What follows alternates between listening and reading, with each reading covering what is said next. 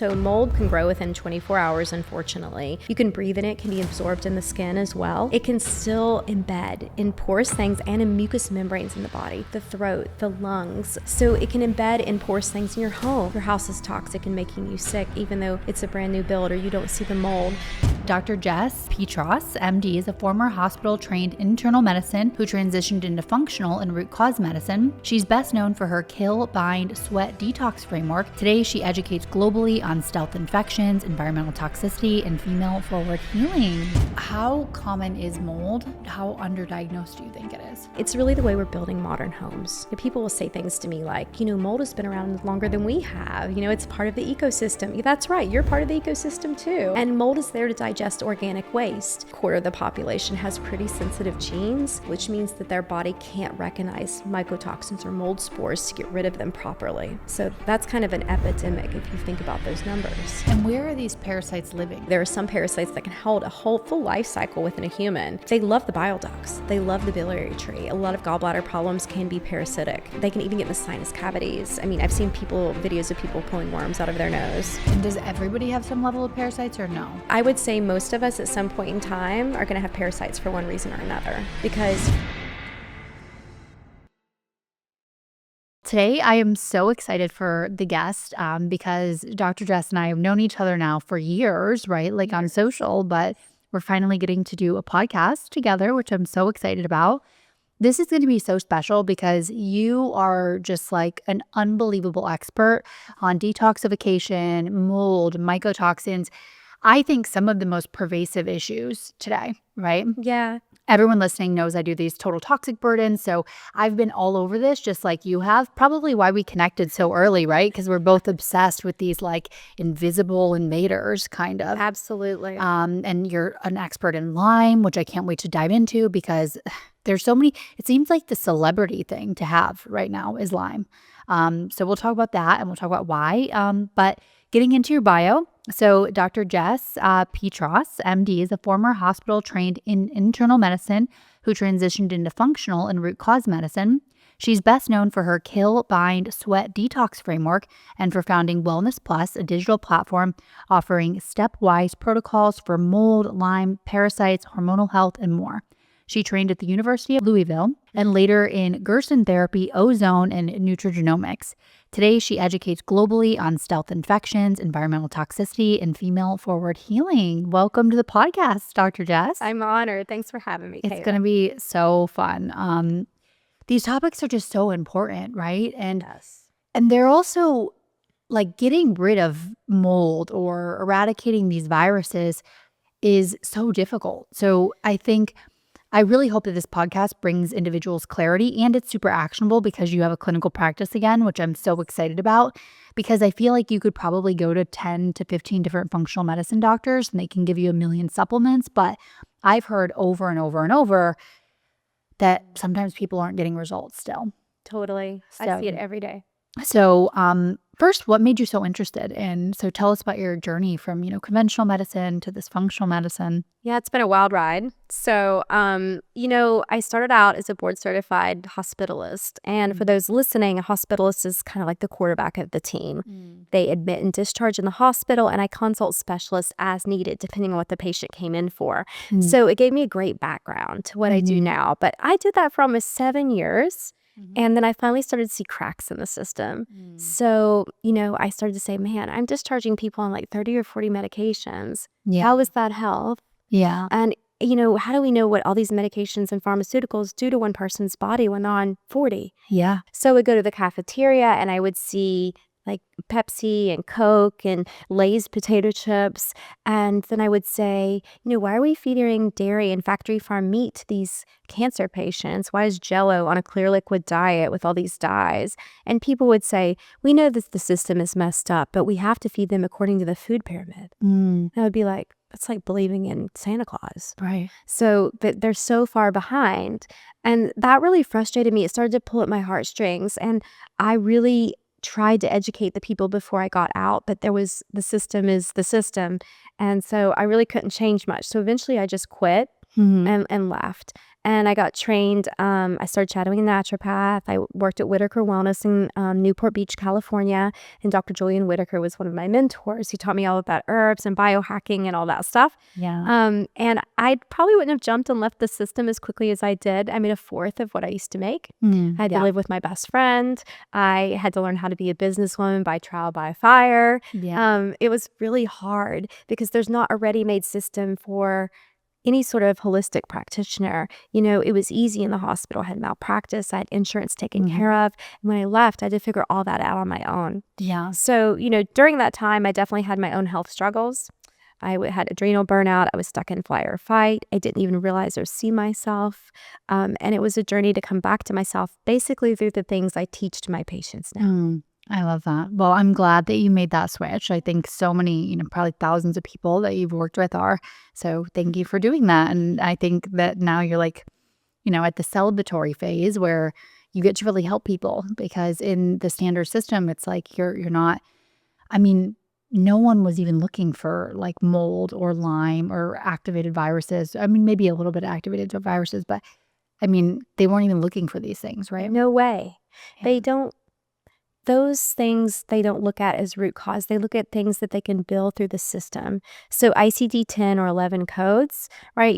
What really is chronic fatigue syndrome? It's a label that doesn't tell me anything about why a person is chronically fatigued. Yeah. So when I started to have that epiphany, I realized the system is really just looking at how to bill for a patient, an inpatient. They're not really looking, and they give medications, which are Band-Aids that suppress symptoms, but they really don't get to the root cause. Chronic fatigue oftentimes is mold or mycotoxins. Yeah. Right? Sarcoidosis is mold. Rheumatoid arthritis is Lyme most of the time. There is a correlation with some of these stealth pathogens. Yeah. Okay, so let's just get into it. How I feel like people think mold is probably not that common.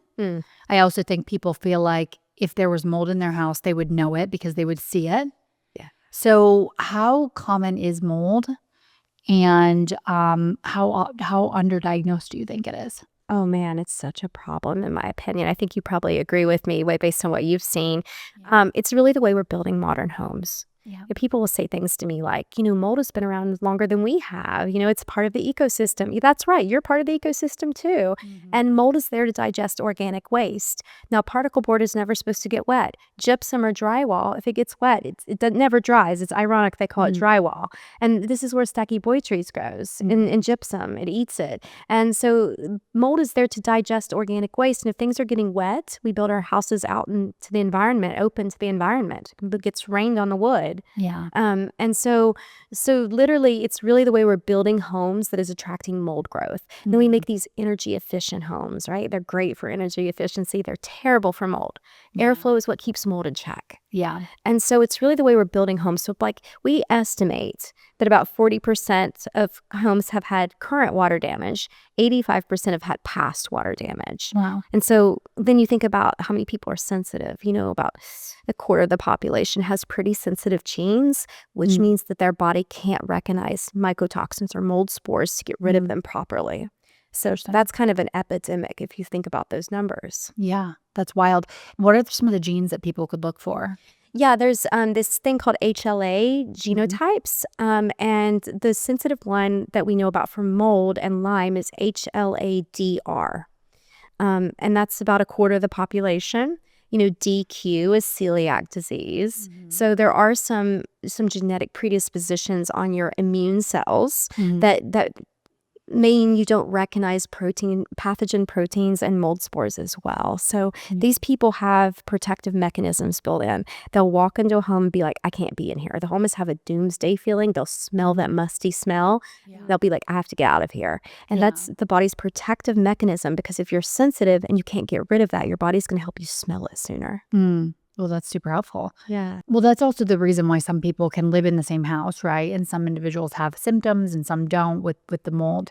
But I think, as you mentioned, the drywall, but there's so many places in the home that mold could be like living around the sinks or under, hidden, and you could never even know it. It's never just out. It's rare. You're lucky if it's out in the open and you can see it. You're lucky. It's always behind the walls and ceilings. People patch over it. They put bleach on it. They paint over it. Anything to just kind of put lipstick on a pig, right? Because the remediation is really hard to do it right. Yeah, it's the bane of my existence with my job, actually. That is the hardest part because not all remediators are created equal. Do you have, maybe you have some resources that we can drop in the show notes of some sort? Because yeah, I mean, a little backstory. So, I've been doing this total tox burden for so long, like over 5 years, 4 times a year. So I have a very good baseline. So everything was great when I was living in Ohio, running my clinic. I moved to LA. Things were good. Then we moved to another home in the hills, and I started to feel like some kind of odd symptoms. And so I hired, and I'm very fortunate to be in a position to do this, right? I hired multiple. First, I did an Hermes test, and I wanted to get into this Hermes test. And I saw some different types of mold, but also on my labs, my total toxic burden, for the first time, I started seeing some mycotoxins. Yeah. And so I had all these different individuals come and do, and I was literally like behind them, like, I'll give you cash right now if you find the mold. Like that's how incentivized I was. I was like, find it and I will pay you more right now to find it. Because I'm so, intense about this. So it ended up being kind of like a crazy, so they never found any in the house. But what I think it was is, so outside of my door, like, so my office it was in California, so it was full glass, right? I would sit in this chair all day, and right behind me was this foliage wall that self-watered. Oh. And so it was just probably full of mold, right? Yeah. And I had that, I thought, was like, oh, I have the door open. It's good, right? I'm getting fresh air. But I think that is what, because I had 3 different remediators. But that just goes to say that's my lack of trust in like remediators and mold inspection, because I've known too many individuals who have also had inspectors come out. They don't find anything. And then 10 inspectors later, they're like, oh, it was in the basement and the drywall. It was, wild. And that's why I tell people, actually, this is the one time I'll say do it yourself and get an Hermes test instead of like just having someone come out and do a test and check it. I mean, their air analyses are all different. There's no standard of care with this. It's basically what they prefer and what they're used to. So I've looked at so many Hermes or Hertzmes at this point in time. I've kind of standardized what's good and bad in my head. Okay, good. Right. And I've actually seen what you're talking about. I've seen people have plants or certain gardens where they open the door and things are coming in through through outside to them. Sensitive people, absolutely, this can happen too. Yeah. So let's talk about the Hermes test for a minute. So because I have a question about it. I was told, because there is, you're getting dust sample, right? Which, by the way, in my house, it's always hard to find dust. true story. So I'm trying to like go around looking in the most obscure spots.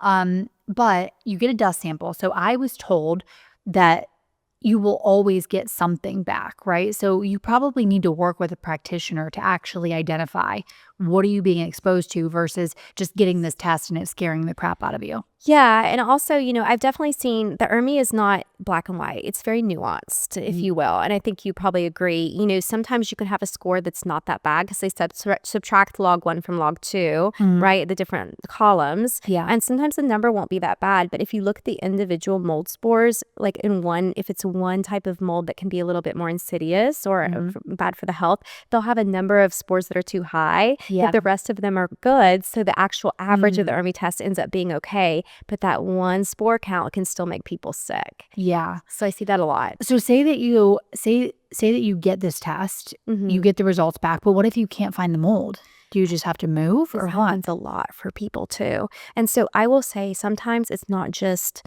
mold in a spot behind the wall. Sometimes it's a moisture problem. And sometimes it's a lack of airflow problem where things are just kind of hanging in the air, because mycotoxins, they're like dandelions. They're semi-heavy. They kind of hang in the air. They kind of like if you touch them, they can kind of explode like this. So yeah, they're like dandelions. And so sometimes it's just like your humidity is over 60%. Yeah. Sometimes it's the lack of airflow at a certain spot where things are able to congregate. So it's not always behind the walls or anything. It depends on the sensitivity of the person, the way the house is set up. So oftentimes I'll send a building biologist out there because they can be really helpful. It doesn't always have to be a mold remediator. Yeah. They can find stuff they can't sometimes. Yeah. I love that idea too. Yeah. Okay, that makes a lot of sense. So that's why, as I mentioned, so we're having, because I measure the air quality in every room, I saw that the humidity, I actually want to keep the humidity less than like 55%. Yep. So I think that might, be ideal, like less than 60, less than 55, somewhere around there. Yep. But I'm getting the ERV system to bring in the fresh air. And then we're also getting the whole home dehumidification system because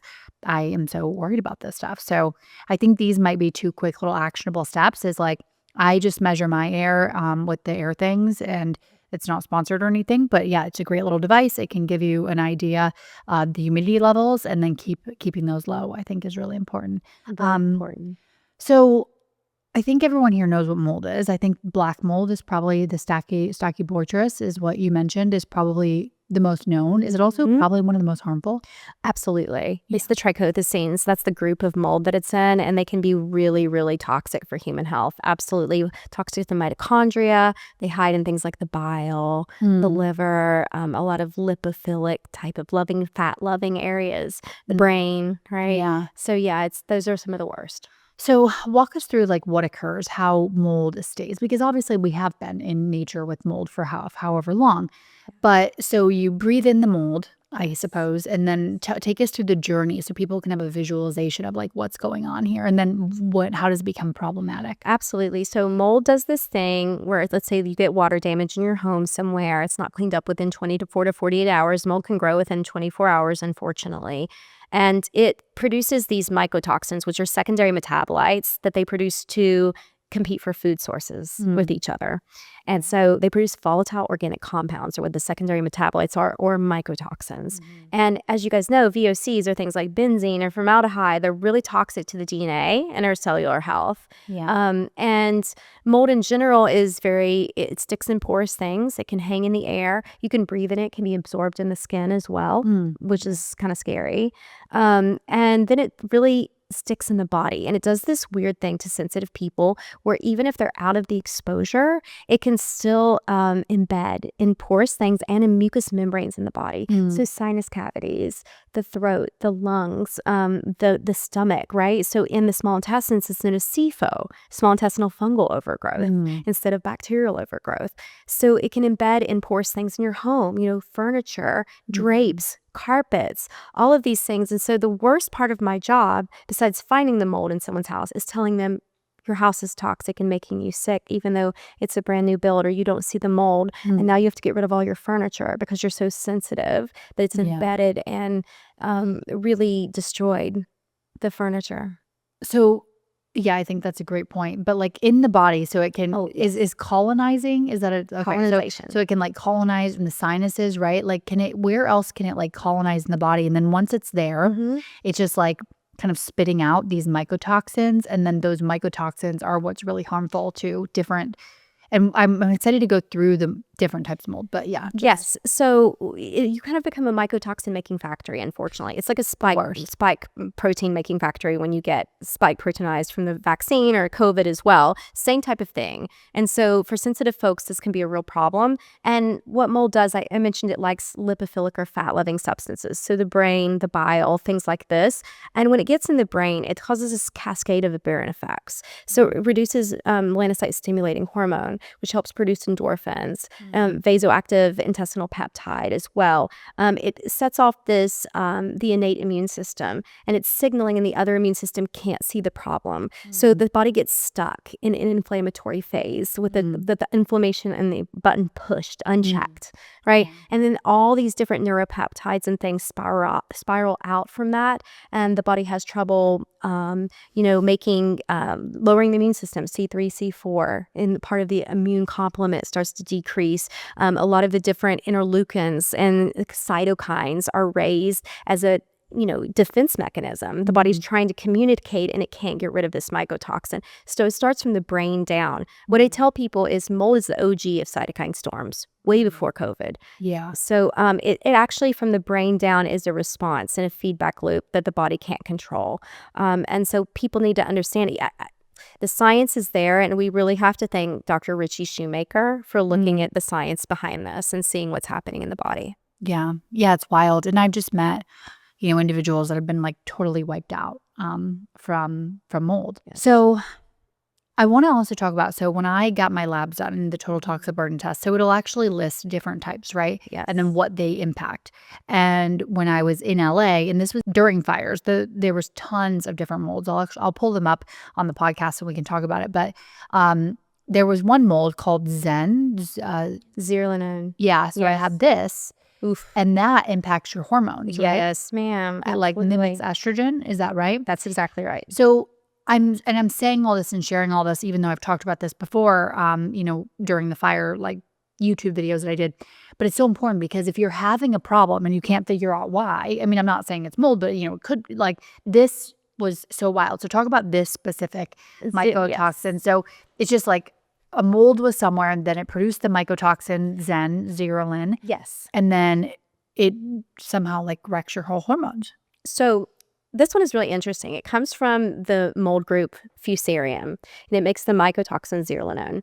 And it looks like estrogen to the body. So it fools the body, almost like a xenoestrogen hormone mimicker, right? So it binds to, what they do, it's like a key and lock, right? So it binds to that lock. The key does, the zearalenone. And that's where estrogen goes normally. Estrogen would normally bind, cause the effect, release. When zearalenone binds, it doesn't let go. Got it. So it causes this aberrant hormone release, and it looks like estrogen. So it causes a hyperestrogenic or estrogen dominance syndrome within the body. And we see this in the animal studies. Actually, piglets are born with enlarged labias if their mothers are eating moldy grains and hay and all that stuff. So we see it in the animals. The farmers know about this. They give mycotoxin binders to the animals because they know that this happens with zearalenone in the animals. But humans somehow are left out with this. I'm not really sure how that happens. But for sure, I see women's cycles go crazy with this one. I mean, they literally have doomsday thinking. They're puffy, they're angry, their cycles are heavy and painful. And it's really the mold that's stuck there that's causing the estrogen dominance. It's really interesting with that one. It's wild. And yeah, so on the total toxic burden, it'll like list potential areas that reasons why you got this, right? But I don't eat grains. It's like, it was so confusing to me. But, thank goodness that I test so often. Like, I didn't really have any symptoms at all because after I got that test, I did ozone therapy. So I immediately set up, I think I did 3 EBU sessions. Perfect. Obviously, I'm always doing detox with sauna. And then I really like amped up even binders and, glutathione and all the things. Oh, and then I started taking the clostridium. So I am I was like, I'm throwing everything at this because I can't with this mold stuff because I've seen so many individuals be harmed. Did the cholestyramine help you? Yeah. Actually, the Zen, I think I tested maybe 2 months later and it was completely gone. So Perfect. yeah. Dr. Richie Shoemaker found out cholestyramine on an accident. Really? He had an elderly lady that had been near the red tide, which is cyanobacteria, blooming algae, if you will, fungus, and had gotten really sick, like almost started to act like demented a little bit. Which mold will make people say, I feel like I'm getting Alzheimer's. Yeah. And so he had given her cholestyramine, which is an old school cholesterol medication. Yeah. Right? It works with the bile where mold hides. Yeah. And she came back a couple months later and said, I'm all the way better. My memory's back. My energy's back. He thought, what the heck? And that's what turned him on to how this could be a problem for people. Yeah. I mean, I love that. There was also an interesting study. So cholestyramine was already on my radar prior to that, obviously, because I'm familiar with the Shoemaker protocol, but also because there was an interesting study showing that it could reduce PFAS by up to 60% in I think 12 weeks or something. So it was already on my radar. And then once I saw that, I was already going to implement into the protocol to see what would happen with the PFAS. Yes. But it's it can be a little intense for people probably. For sure. I tell all people, no matter if you're taking a natural binder or a pharmaceutical or taking anything to kill, you really want to make sure your drainage is open. You want to prep the body beforehand. That saves people from feeling like they have the flu, the recirculating toxins, and they can't release them, and they don't want to be your friend anymore. So right? Yeah, that can be tough. Yeah, and even with ozone, Herxheimer reactions, things. When Ozone's a great thing to do for mold, though. Good. I'm glad you agree. And can you explain the mechanism of why ozone works Maxwell? Yes. So ozone is 3 molecules of oxygen, O3 rather than O2, right? And when it gets in the body, it actually forms hydrogen peroxide, say H2O2, and a singlet oxygen radical. And so our body makes H2O2, hydrogen peroxide, to help kill within the cells. It's a natural byproduct that our body makes to protect us. So it's actually mimicking that. It's wonderful for viruses. It hyperoxygenates the entire body, which is part of the problem with mold. Yeah. Yeah. Oh, it's actually reducing, like it's making it more of a hypoxic environment. Exactly. Wow, interesting. Acidic, yes. Yeah, I mean, The body's defense mechanism when you're in mold is to shallow breathe. That's why people have panic and anxiety in mold, because you're trying not to breathe in the mold spores. Your body knows. wow, that's interesting. I wonder if like on an Oura Ring, your respiration rate increases. That's an interesting study to do right there. Yeah. I mean, because I'm always trying to think of like ways that people can look at their data at home and then see an indication of something. So let's say, all of a sudden your respiration rate increases. I mean, it could be so many different things, but potentially it could also be an indicator that there was some sort of exposure. Interesting. Yeah, I mean, I think, and then in terms of ozone, ways to use this, and by the way, there's not many people that I've had on the podcast that have a lot of experience with ozone. Yeah. Obviously I do, because at the clinic we offered EBOO, standard IVs, ozone. We also did ozone sauna, and we saw Nice. incredible results. But what do you think is the most efficacious way if someone's listening and have mold? And we're going to go through like the whole protocol, but just, Absolutely. So EBOO, I really love. It's a newer form of ozone, but the reason I love it is because it filters everything. So it kind of preps the body before we're going to do basically dialysis with ozone, right? And so it filters so people don't have the same Herxheimer reactions from EBOO, which is extracorporeal blood oxygenation with ozone, is what EBOO stands for. So they don't have the reactions you would if you were doing like a 10 pass, something like major autohemotherapy, which is, pulling a liter of your blood out, putting ozone in it, and they mix the bag. The blood goes from maroon to bright red because it's oxygenated, and they drip it back in your vein. But that one, really, people can have Herxheimer or healing detox reactions from, because it's a killing protocol. The ozone is killing things in the body. It's not just hyperoxygenating. It's making hydrogen peroxide, which kills things. So EBOO doesn't do that to people as much, because it filters everything beforehand and kind of puts the body in a better place to detox, I would say. So EBOO is more expensive, but it's I think ultimately it's much more efficacious. Yeah, I would agree. The other thing that I did too when I got a lot of these toxins and LA fires was therapeutic plasma exchange. Ooh. Yeah, and I saw about an 11% reduction. So there were so the total toxic burden is combining environmental toxins, molds and mycotoxins, and heavy metals. Yes. So there were differences in how much heavy metals were reduced versus how much environmental toxins, but across the board it was about 11% reduction. Okay. Is this inuphoresis that you did, or is it not inufree, not they're either inu or in use. I don't know if those are the exact same things or not, but no, they're therapeutic plasma exchange. So they took out all my plasma and just dumped it, and then they replaced it with albumin, which I am excited for the filtering, which is like more the inuphoresis or inusephoresis. But yeah, I mean, that also took down. So I'm curious, like I'm trying to rank, like would you do ozone first, or would you consider a plasmapheresis? Do mycotoxins live in the plasma also? So not as much. Okay. But that's why if you get your blood drawn and they look for a mold in the blood, it's very rarely found there. Like someone just told me this in DMs the other day on Instagram. My doctor checked for mold in the blood, and I said, through what? And they said LabCorp. So you're never going to find mold in the blood. It's like looking for mercury in the blood. Unless you're having acute toxicity, it's not going to be there. It layers and hides in the lymph and fascial tissues, in the bile. It sticks in places like that. It's not going to stay out in the bloodstream. Yeah, that makes a lot of sense. So, I mean, TPE is a maybe. I think TPE might be better for just general environmental exposure. I agree. I agree with you. Yeah. So I think, and we can talk a little bit more about that, but I was excited to see, like, because I literally was probably one of only a few individuals that tested mid-fire. So I had like really good data. I love your data. It's really, we geek out on this. Yeah. I know. It's so extra, but somebody's got to do it. Yeah, so exactly. Someone's got to do it. So, okay. So mold and mycotoxins, let's talk about first question actually, are the protocols the same kind of for mold mycotoxins? viruses, all of it, or should we finish the mold cap? I usually start actually with parasites, believe it or not. And there's a Interesting. reason for that. Okay. So I'm going based on, obviously we don't have a lot of human studies on parasites, but I'm going based on a lot of animal studies and what we do have on human studies. And so what we know is that parasites can actually hold heavy metals, they can hold mold spores, and they can hold retroviruses specifically. So gross. So gross, right? Yeah. And it's because, if you look at some of the fish studies, they'll have 6 times the heavy metals, 6 to 7 times the heavy metals that you think the fish itself can have, but they have cestode parasites in them, which are digesting the heavy metals that make them be able to carry a higher load than they could have without the parasites. Goodness. So parasites, they're digesting heavy metals. So toxins and trauma attract the pathogen to the body. The terrain is everything, right?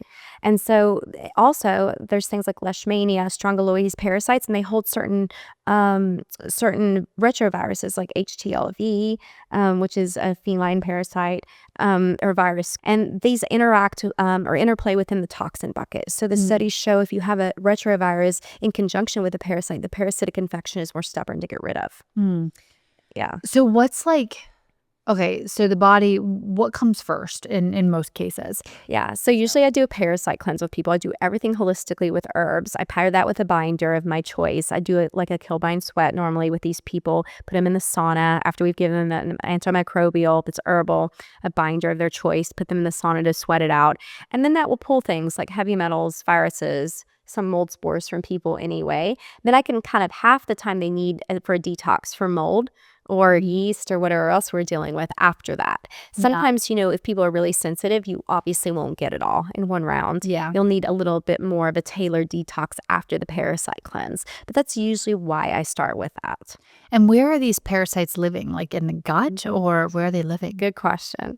So this is going to gross everyone out, but we're going to talk about it. So people just think they're in the digestive tract. Unfortunately, there are some parasites that can hold a whole full life cycle within a human, eggs, larva, adult. I know, really gross. 30% of them are microscopic.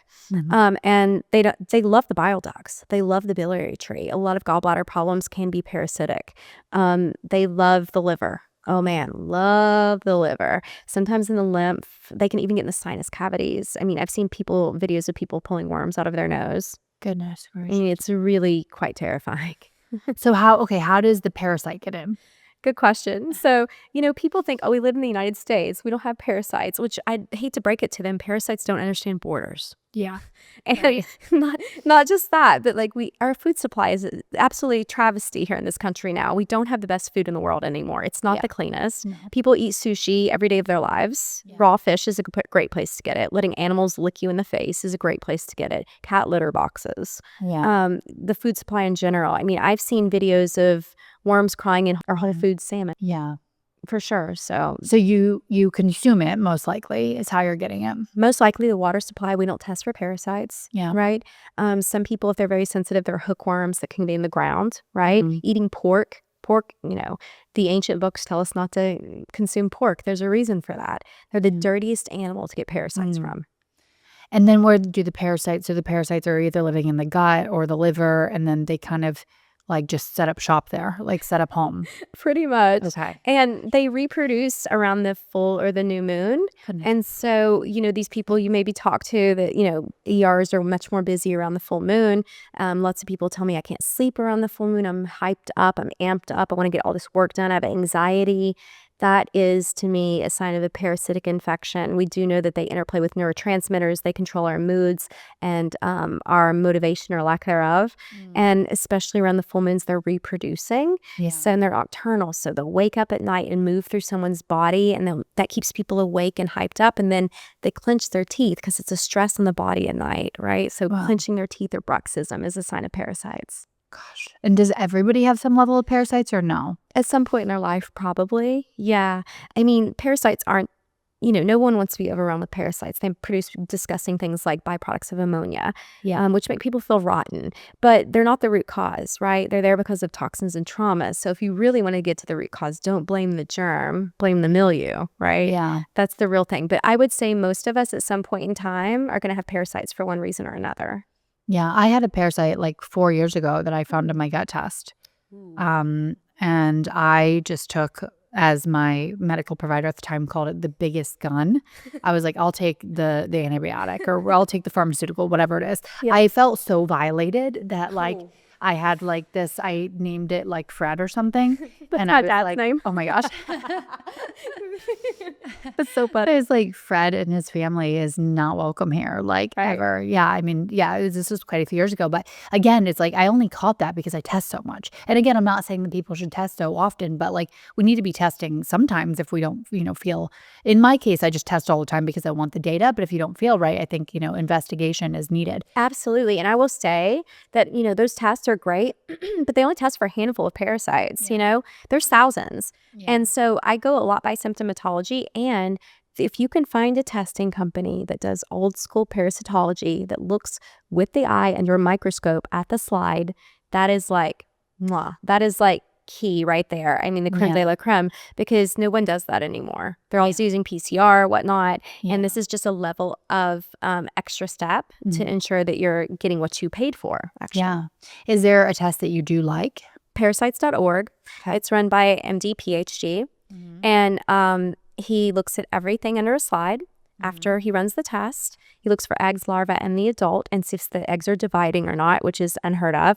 And he gives everyone a 30-minute consult after that. Wow. Yeah. That's amazing. Yeah. And what type of sample is it? It's a stool sample. Stool For sure. It's a stool Yeah. sample.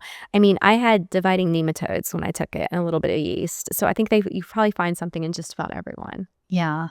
So then maybe it's, I feel like this whole just continual detox, like, so it's probably, well, let's talk about your protocol. So I'm just assuming it's not like ultra invasive. So is it something that people can just do like once a year or something? For sure. So I will say the Kill Bind Sweat, I've done trial by fire again. My patients are my best teachers. Throughout the years, I've learned a lot. Yeah. And I used to just jump into Kill Bind Sweat and then, oh my gosh, people feel so sick and da-da-da. I learned a lot. What I learned is that people need nervous system regulation first. Okay. Because when you have a regulated nervous system, which there's not a pill for that, Yeah. but if people feel safe and sound in their body and mind and environment, their body doesn't contract as much. They're not as constipated. They can sweat, all those things. And that preps the body for drainage. What is drainage? Making sure you can poop 2 to 3 times per day. You can sweat within 10 to 15 minutes in a sauna. Your liver and bile are flowing. They're not stuck because stagnation breeds disease, right? So then whatever goes inside you comes out. Yeah. Comes out. So if I start killing things off, we're not recirculating them. They make you feel awful. You're able to release what you're killing off.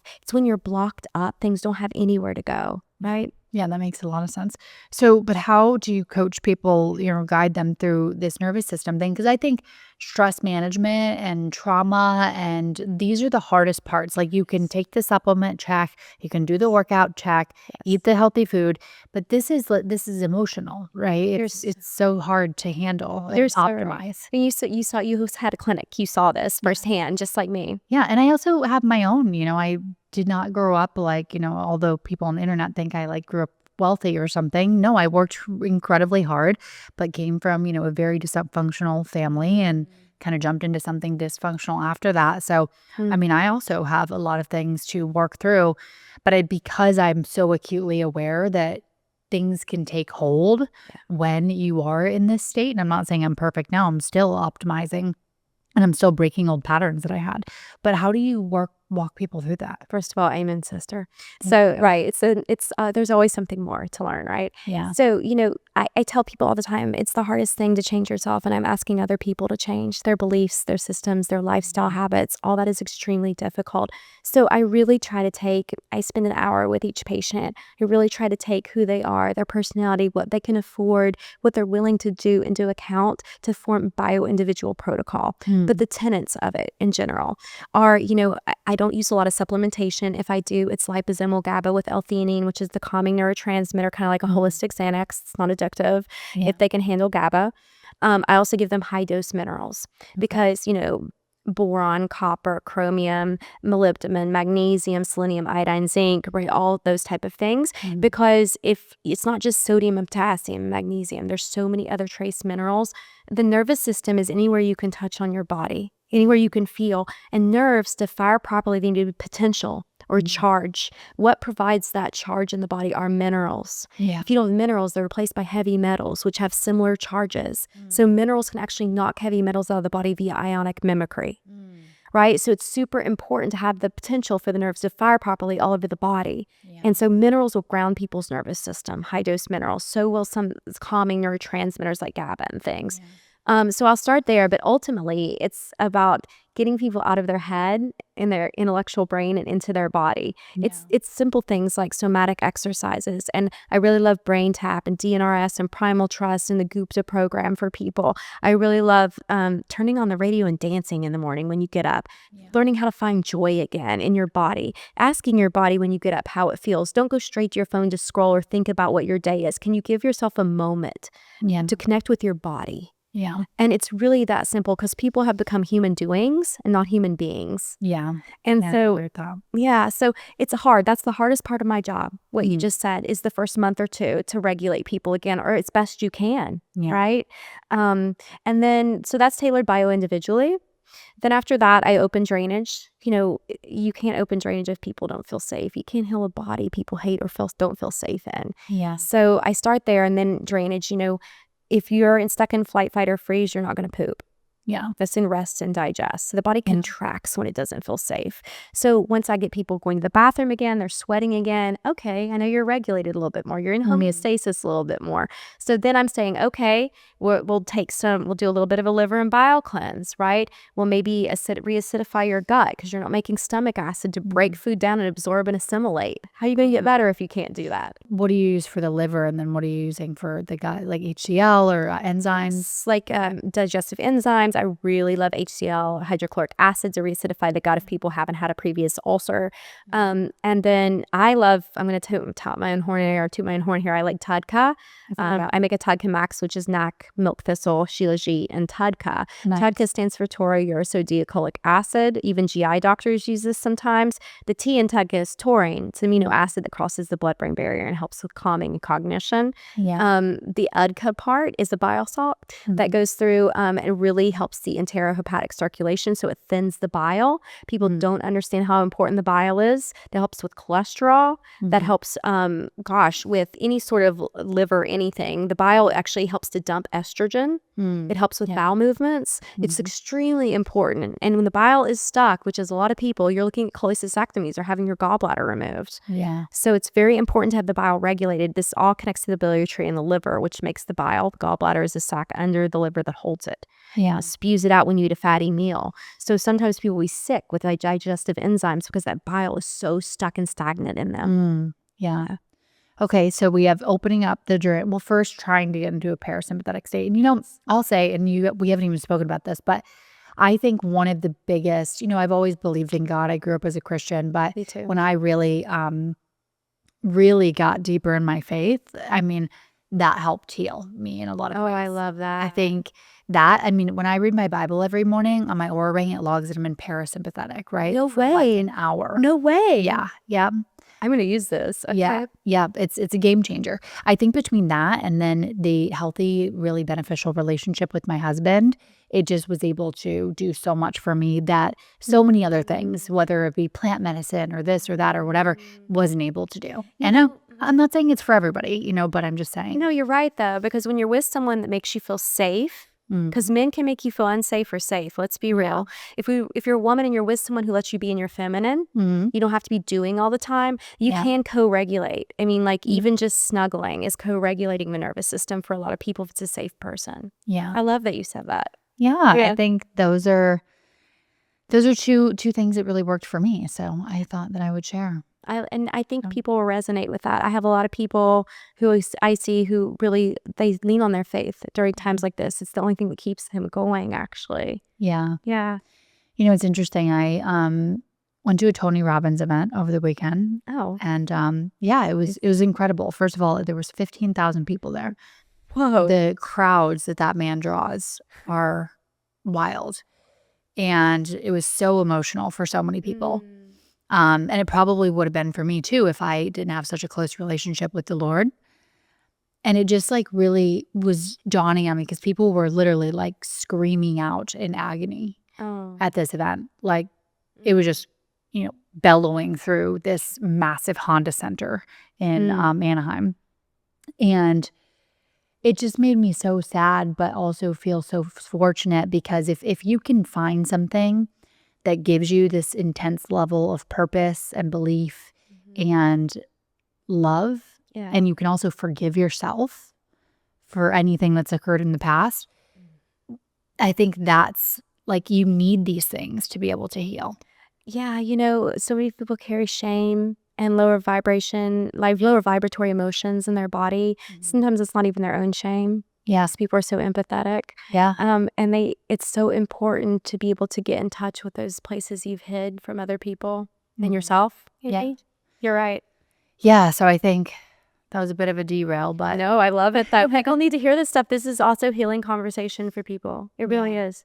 yeah. So whatever that looks like for you, if it looks like God, it looks like Jesus, it looks like, meditation, whatever it may be for you, I think it's just important that you find something to really anchor yourself. Something bigger than yourself. Yeah. That's right. Yeah. Yeah. And I wrote down, it was like you wrote down like one limiting belief and then something that you can kind of turn around that idea. And, one of my like beliefs is that I'm never doing enough, right? That's just been conditioned into me. Okay, twin. Right. Yeah. But then the converse to that was that I could think it actually doesn't matter because I'm a child of God and I don't have to impress anyone other than him, actually. Well, if we got I know I got conditional love as a child. Sorry, mom and dad, if you're listening, but they did the best they could, right? But if you got conditional love, sometimes you attribute that with God, about how God is conditional as well, because your parents' figures growing up are like that, and you don't have to do things to be loved by God. Literally. I mean, it's beautiful and amazing. So whatever that is, that if you're listening to that, finding that thing that can like relieve you, because life is so hard, right? Like it's no matter who you are, no matter what you have, everyone, it's like human nature is to find something negative, and that's how our brain is wired, like just to find the hardship and the negativity, and it's hard to find self-peace, I think. But I think it's so important because based on everything you're saying, and even what I know, it's like that's the foundation of being healthy. I can't even tell you, my labs were so in the red. 2 years ago was a Joe Dispenza event. I got my labs back. My CRP was 8. My vitamin D was 10. 10. I mean, Gracious. how was I living? Yeah. All my CBC, my MCV was 106. I had a severe B vitamin deficiency. All my red blood cells were all screwed up because you can't make red blood cells and hormones without B vitamins. Right. Your brain doesn't work properly. I wondered why I was suicidal back then. Gosh. It was awful. I couldn't lose an ounce of weight. My CRP's 8. That's an inflammatory marker. Right. Yeah. So I totally understand people and how the nervous system and just trauma can affect you epigenetically and change your DNA. I personally experienced this myself. And 3 weeks later, I had reversed my labs. So I know I'm a doctor, but I'm still a human. So if I can do it, other people can too. Yeah. What do you think, let's say, God isn't your lane. What do you think about some of these other, therapies like ketamine or something for trauma? What? I've had IV ketamine before at a clinic. I do think that when your brain waves are changed, you're in a different vibration, so you can access certain things you couldn't access before, possibly. Now, people can look at that as a negative or a positive. I'm not here to judge that right now, but I will say I have seen positive experiences in the people I see based on plant medicine. Psilocybin is now in studies for treating PTSD. Cannabis can be useful if used in moderation with the right population for veterans as well who've had traumatic brain injuries or PTSD, because it doesn't let that consolidation of the fear memory burn into the amygdala or limbic system. It changes that perception, so it doesn't hardwire it into the fear center of the brain. Yeah. So that's what you're looking for with people. How can you change that? The neurons that fire together wire together. How can you change that negative perspective? And even MDMA is now in studies for helping marriage counseling. For cracking the heart open. So I really try not to judge. I think that it's not for everyone. Yeah. And that nothing can be for everyone. Yeah. So it's really the person and what's bio-individual and useful for them. But I do think these are tools that can be accessed for some parts of the population. Yeah. Yeah. Yeah, I would say, and I'm sure you agree with this, like I would, if you were to do that, I would say you need to be doing it in the right setting and the right integration, like clinically, because otherwise, I feel like we're in this stage of like glamorizing, like, oh, I'm doing ketamine for the 100th time. And it's like, okay, Might need a little more. it's not working, Right. clearly. Like, you need to do it in the right setting with the right physician and the right like counselor there to help you actually achieve, just doing it willy-nilly at home, like, these drugs. I would not say that's recommended. No, I know people who've done 100 ayahuasca ceremonies, and I'm like, yeah, maybe try something else. Yeah. Like you said, it's not really working. And, I do love psilocybin microdosing for people. If I hit a rock and a hard place with someone, it's somewhere I will go with my patients. Like a 0.2, very small dose. They never feel it, but at the end of the day, they have a smile on their face. And I'm like, oh yeah. It's because it does help rewire the brain over a month's time or so. But it's not, you don't want it to turn into a crutch. And some of these things can be crutches. They can be Band-Aids if people aren't careful. Yeah, totally. Yeah. Okay, so we have, going back to the protocol, we have the, Yes. we have the reduction of stress, then opening up the lymphatic drainage pathways. Is there anything else that you're doing to open those up, Yes. or just the stress reduction? I have these certain questions I ask people in interviews to see where they're the most stuck. And I'll just kind of go through those really quickly with you. So for the gut, are you bloated every day? Do you see undigested food in your stool? That's stuck bile, right? People tell me lettuce. I'm like, oh no. No, your bile's really stuck, How do you handle caffeine or alcohol? Are you drunk after one drink? Do you have a histamine response? Do you have a 2-day hangover? Does coffee make you a jittery tweaker? How do you do with fasting for 24 hours? Are you homicidal? Might be your liver, because the liver breaks down glycogen into small packets called glucose to sustain your blood sugar when you're fasting.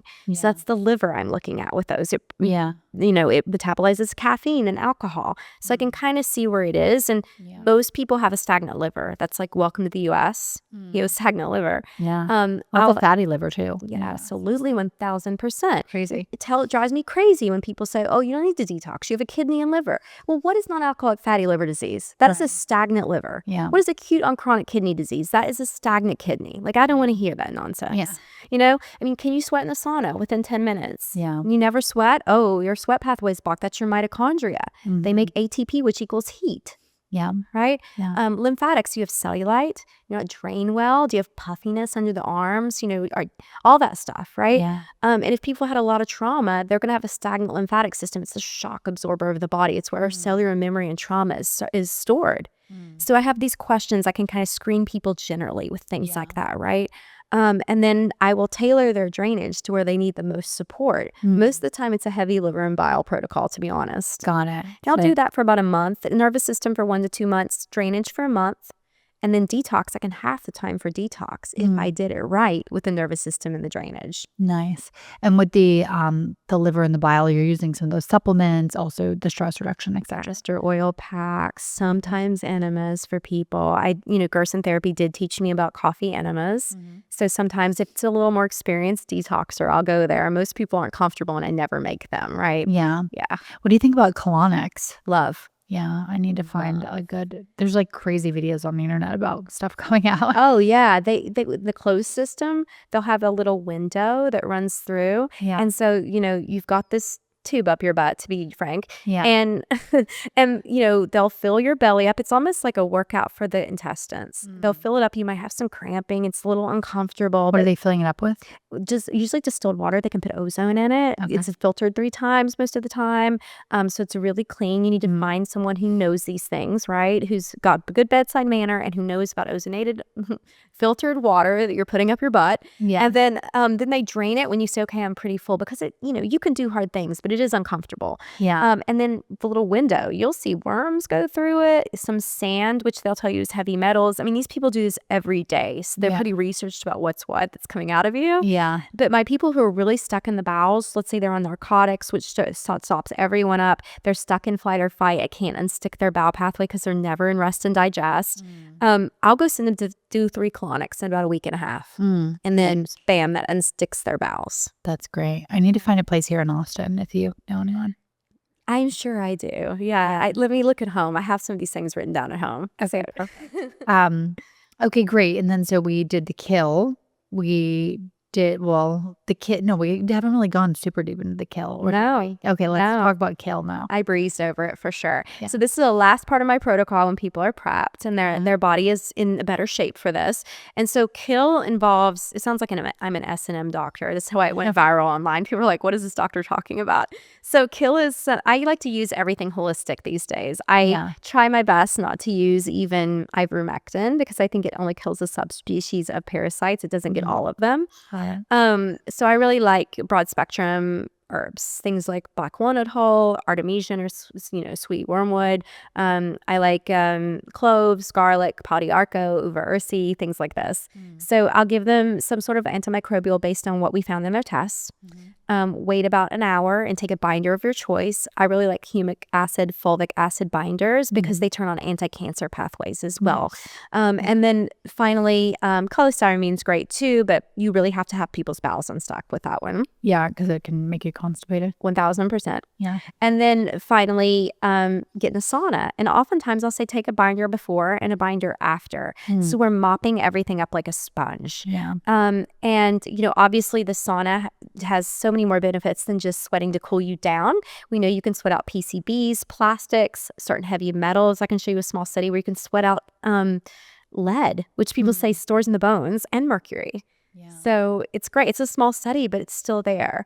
Yeah. And really you're helping misfolded proteins, which call for the wrong genes and things. You're helping them refold and giving them a second chance. So you think about tau proteins and things that are in Alzheimer brains. Yeah. This is helping proteins refold properly again, giving them a second chance. So the sauna is everything. Everything. I know. And we're going to get you a Heavenly Heat sauna. Yes. I am so excited about this. I can't even tell you how much I love saunas. And I think every household in the United States should have one. Yeah, I agree. I think and the longevity data. Outside of just the detoxification benefits, it's unbelievable. 4 times per week. You're getting the cardiovascular benefits, reduction in risk of all-cause mortality. It's a reduction in risk of Alzheimer's. It's absolutely incredible. It's music to my ears. Let's just talk about the saunas that are being made with high EMF. Yeah. This is counterproductive in my opinion. It's the same thing with homes where they use these toxic glues and paints and things like that in the saunas that then off gas. Yeah. Right. Yeah. Well, I've a little bit shared the story, but that's how we even became, running this company and owning this company, is because this company 37 years ago, they made saunas for people with chemical sensitivities. Wow. So they couldn't have chemicals in the sauna, which is it should be obvious. It should be of course you wouldn't have chemicals in a sauna, but it's just not how things are done, so. No, people go with the cheapest manufacturer, which is oftentimes China, and they put those things in the saunas, unfortunately. So people really have to become their own best researcher too to avoid this. Well, I used to have a clear light sauna, and I was just something's not right here. And then I started doing all this research. I found this company. I'm like, oh, this is amazing, and so.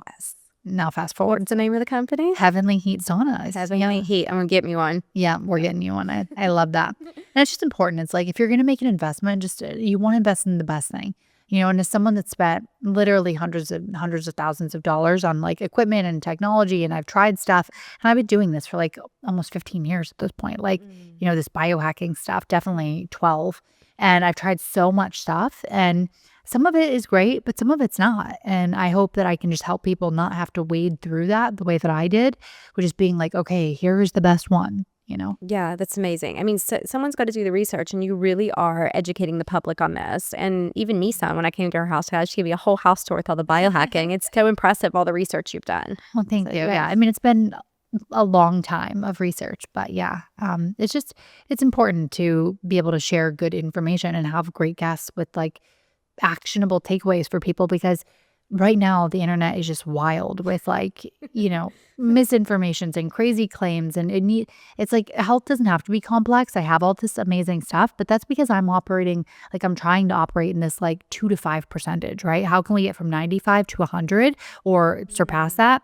But we know that health can completely be achieved. Optimal health can be achieved with good sleep, nutrition, community, stress reduction, exercise. These are the basics, and it's master those and then think about, beginning, some HBOT chamber or something. How many people would need a doctor if they would just follow the simple pillars of health? Totally. Movement, community, diet, water, all that kind of stuff. Breath, so important. I think like 80% of doctors' visits are related to stress. I agree. Absolutely crazy. I think all chronic health conditions spiral out from a dysregulated nervous system. I really do at this point in my career. Yeah. Yeah. I mean, I agree with that because also going back, it's like the hardest one and it's just getting worse because we have nonstop communication. We're always expected to be on, continually like comparing, people comparing themselves to others online with their like fake lives, you know what I mean? Or their rented Ferrari or whatever like thing that they're putting out there. It's just like, it's hard. And that's why you need something again to like anchor you. I agree with you completely. So. Yeah. So Kill Bind Sweat is my trademarked protocol. It's really easy. It's very practical and affordable for everyone to do. And if you don't have a sauna, don't worry. You can get in a hot bath. Drink some ginger tea or yarrow beforehand. Heat your body up to help you sweat. And honestly, it's harder for me to sit in a hot bath to sweat. I get a little more faint that way than a sauna. Yeah. But if you're privileged enough to move your body, go work out. But brownie points if you do it in the sun. Totally. To charge your mitochondria. So ways to sweat if you don't have a sauna too for people. So it's a really affordable protocol and it's practical. People can understand it. So yeah. I mean, I love that. Guess what? Most pathogens can't stand the heat. So it's a kind of a catch-all for many different problems or labels. Oh, I love that. Yeah. Well, I want to move on to Lyme. Yes. So it seems like, just really becoming a big thing in the headlines. I mean, I think like Bella Hadid, Lyme. It's just so many individuals are getting Lyme. So what is Lyme?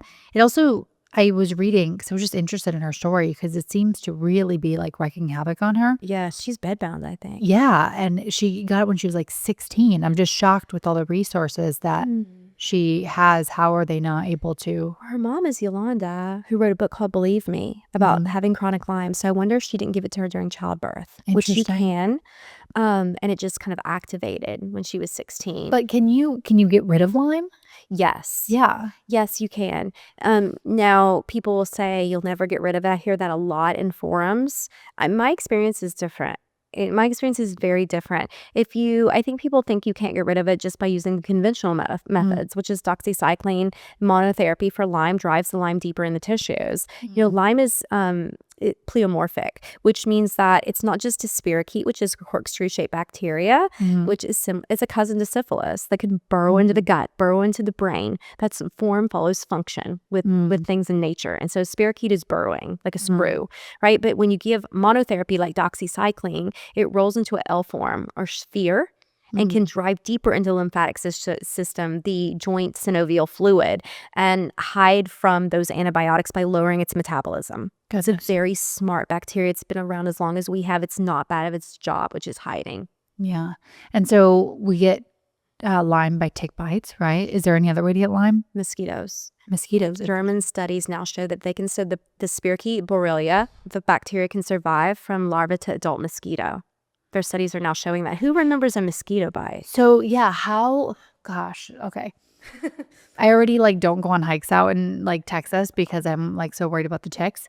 And then I've also seen crazy videos of like runners that are just covered in ticks and are like tearing them off. I'm like, oh my gosh, no. Like I would be losing my mind. If I even see a tick, I'm like running the other way. It's the scariest thing out there, I swear. It's insane. So, okay, if you get a tick, and not only like, so the hallmark reaction is like the bullseye, right? But that doesn't always happen, right? No, it's something like 60-80% of people don't even present with a bullseye rash. So it is diagnostic. Like if you see that, a red ring with a central clearing, that is Lyme disease. Every time it's diagnostic. But so many people don't have it that easy, right? So it falls under the radar for most people and their practitioners, unfortunately.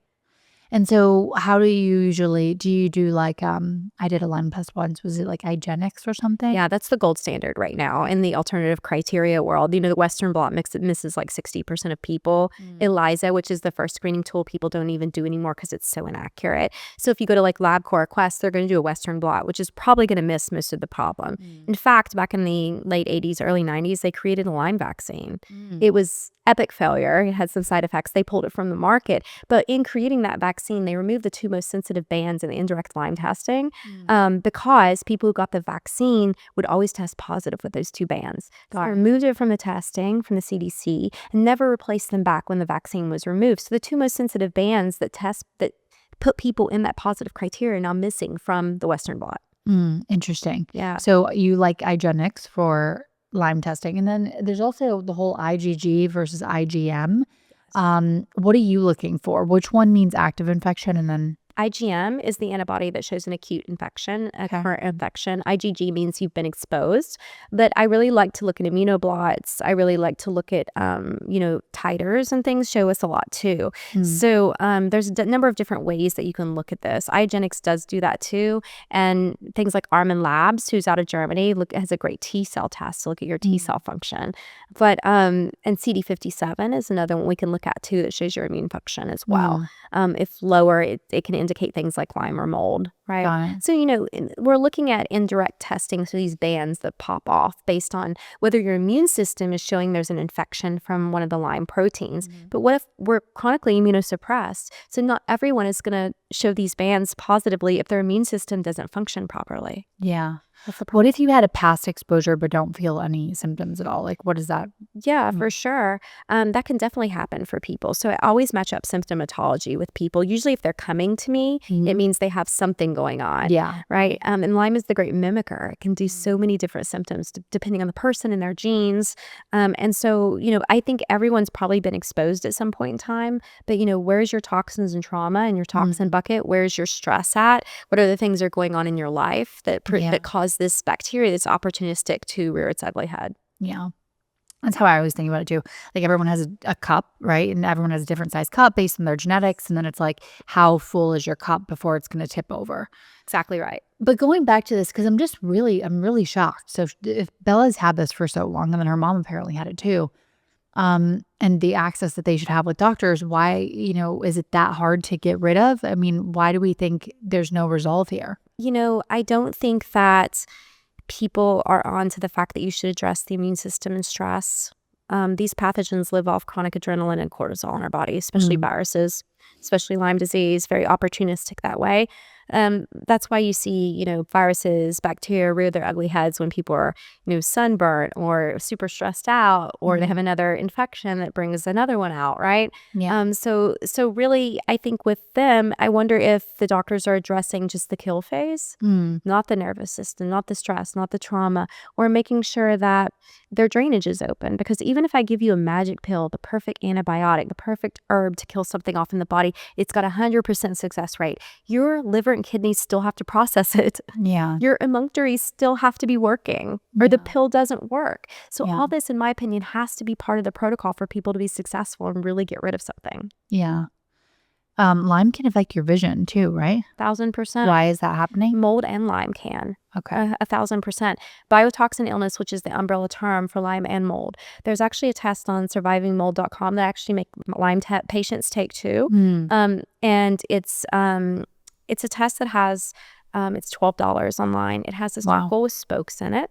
And people who have Lyme or mold, they miscount the spokes and they fail the test, either their left or their right eye. And that's an indication to me that, hey, there's something going on in your vision, right? And why is it impacting the vision though? They can actually move around the body. Goodness. Yeah. And so it's like hurting the optic nerve or something? Absolutely. This is in the nervous system. This is moving through the lymphatic nervous system.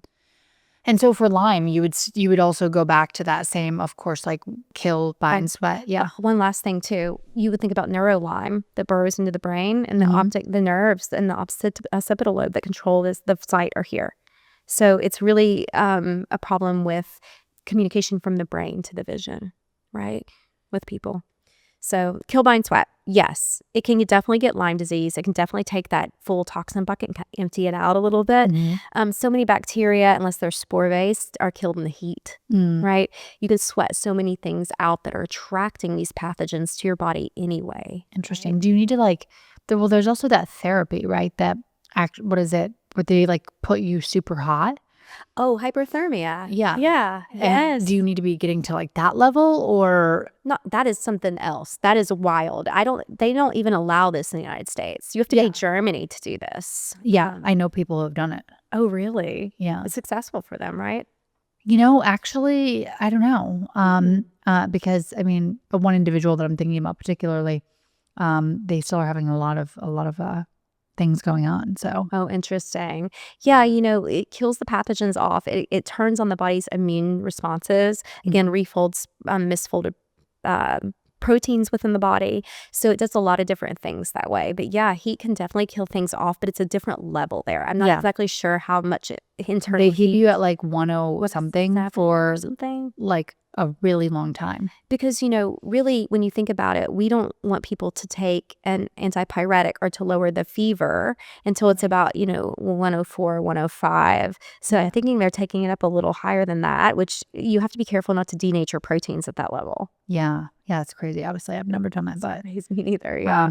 but what do you think the sauna protocol would be? So you recommend sauna every day, 4 times a week? How long? How hot? I'm careful now with people who come to me in nervous system dysregulation because I know they're already demineralized. Yeah. So obviously, when you sweat, you do lose minerals through the sweat, and that can be counterproductive for people who want their nervous system to work properly. So always make sure they are on a good dose of minerals first. They're replacing those with the heat, and I try to not make people do it more than 3 to 4 times a week, Nice. depending on the person.